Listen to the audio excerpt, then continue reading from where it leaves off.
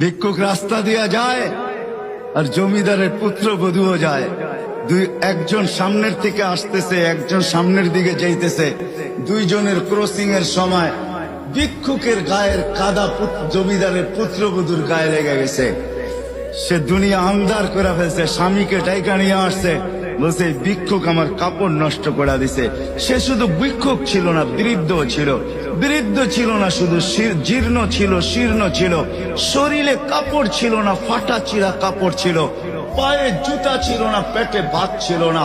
জমিদারের পুত্র সইতে পারে নাই, যৌবনী শক্তি সয়তো সয় কি কইরা তার স্ত্রীর গায়ে ভিক্ষুকের কাদা।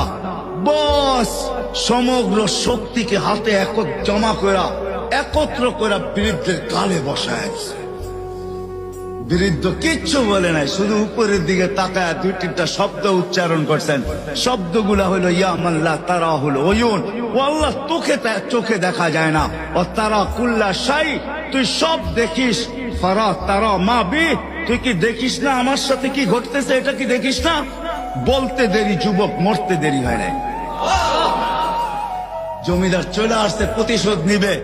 বৃদ্ধের একদিকে মুস্কি হাসি, একদিকে বলতেছে প্রেমের খেলা এমনই হয়। জিজ্ঞাসা করছে কিসের প্রেমের খেলা রে? বলছে ওর প্রেমিকার গায়ে আমার কাদা লাগছে, পায়ের কাদা লাগছে, ও সইতে পারে নাই।